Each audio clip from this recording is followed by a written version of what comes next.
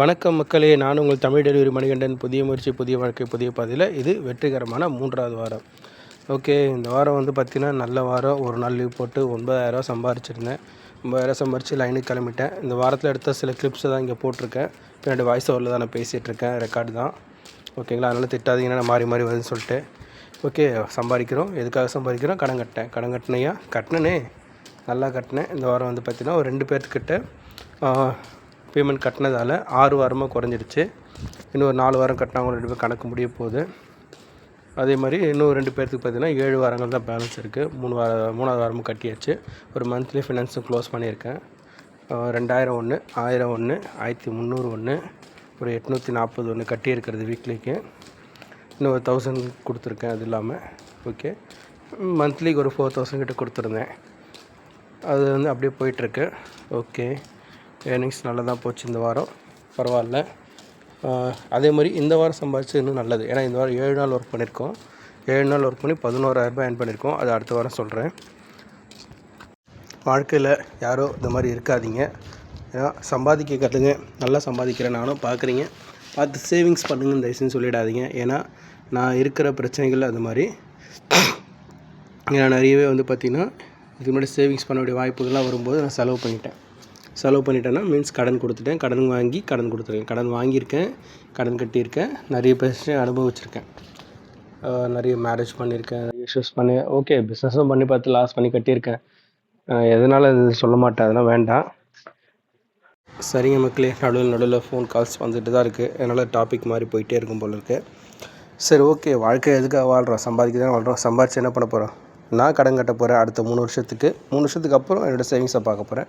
நடுவுலேயும் savings பண்ணுவேன். அதை நான் உங்களுக்கு பண்ணும்போது சொல்கிறேன் என்னென்ன சேவிங்ஸ் பண்ணுறேன். ஏன்னா எனக்கு சில சேவிங்ஸ் ஐடியாஸ்லாம் இருந்துச்சு, பண்ணியிருக்கேன். அதில் சின்ன சின்ன அமௌண்ட்ஸும் பார்த்துருக்கேன். ஆனால் இப்போ அது பண்ணக்கூடிய சூழ்நிலை கிடையாது. இப்போ எந்தளவுக்கு வருதோ அந்தளவுக்கு கொடுத்து முடிச்சுக்கிட்டே போகணும். முதல்ல அதிகமான வட்டி கட்டுறது கொடுக்கணும். 2வது அதிகமான ஃப்ரெஷர் பண்ணுறவங்களுக்கு முடிக்கணும். இதெல்லாம் பண்ண வேண்டியது இருக்குது.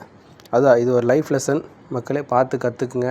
அதே மாதிரி சம்பாதிக்கக்கூடிய எல்லோரும் என்னால் டெய்லி சம்பாதிக்க முடியும், நல்லா சம்பாதிக்க முடியும் சம்பாதிக்கலாம். ஆனால் அதை எப்படி செலவு பண்ணுறன்ற ஒரு விதம் இருக்குது இல்லையா? வெறும் கடனே கட்டிகிட்டு இருக்க முடியாது. கடன் கட்டிட்டு முடிக்கணும். நான் இருக்க பிரச்சனை மூலம் முடிச்சுக்கிட்டு வீக்லி என்ன ரொட்டேஷனில் இருக்கிறது எல்லாத்தையும் நம்மளால் கம்ப்ளீட் பண்ணணும். இதை கம்ப்ளீட் பண்ணதுக்கப்புறம் தான் அடுத்து மந்த்லி இருக்கிறத எப்படி ஷார்ட் பண்ண முடியுன்றதை பார்க்கணும். இந்த அமௌண்ட் அப்படியே மந்த்லிக்கு சிங்கிளாக கட்டுறது டபுளாக கட்டி க்ளோஸ் பண்ண பார்க்கணும். ஓகே, ஐடியாஸ் நிறைய இருக்குது, பண்ணுவோம். பண்ணுறதெல்லாம் அதுக்கு தானே. ஆனால் 3 வருஷம் கஷ்டப்பட்டுனா மொத்த பிரச்சனை முடிஞ்சிடும். கிட்டத்தட்ட ஒரு 15 லட்ச ரூபாய்க்கிட்ட இருக்குது, பண்ணிட முடியும். டெலிவரியில் அவ்வளோ சம்பாதிச்சு பண்ணிட முடியுமா? கண்டிப்பாக முடியும். டெலிவரியில் நல்லா ஏர்ன் பண்ண முடியும். ஏன்னா லோடு நல்லா அதிகமாக எடுத்து வேலை பார்க்கணும்.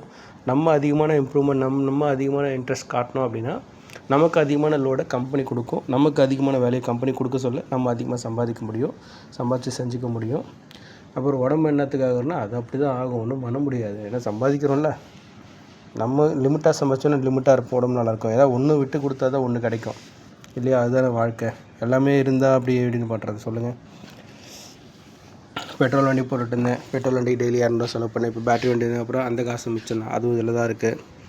ஆனாலும் பரவாயில்ல மக்களே, முன்னைக்கு இருந்து இப்போ பரவாயில்ல. எல்லாம் நன்மைக்கு எது நடந்துகிட்ருக்கு.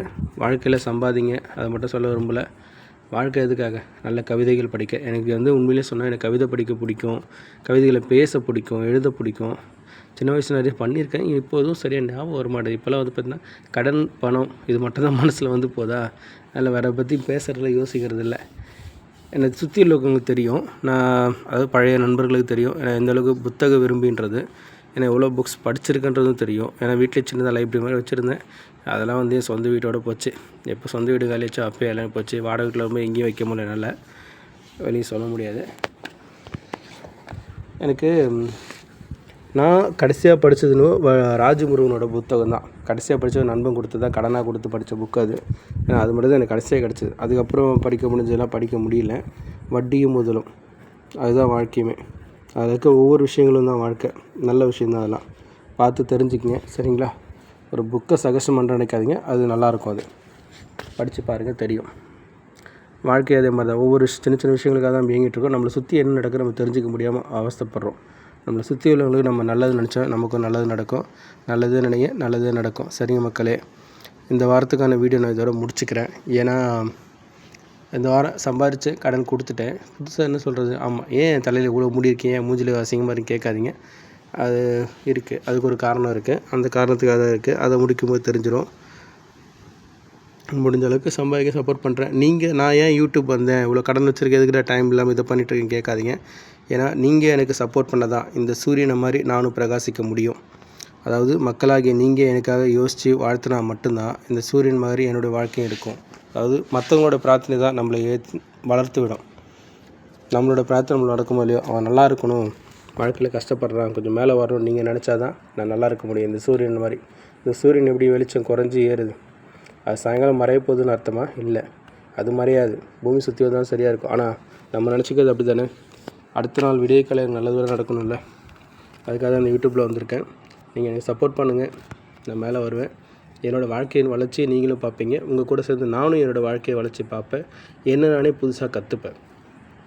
அதுக்காக தான் யூடியூப்பில் வந்தேன். என்னோடய பாடங்கள் நான் கற்றுக்கிறதுக்காக.